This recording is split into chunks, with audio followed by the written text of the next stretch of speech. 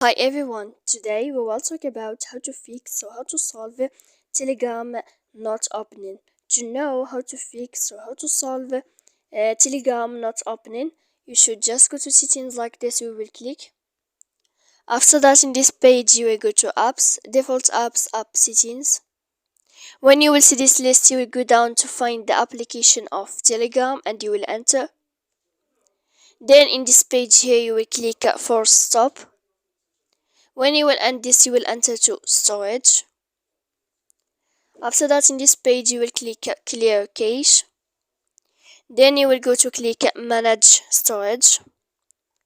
And after all that, you can turn off your phone. So please don't forget to support us by like and subscribe. See you next time in another video, and thank you for watching.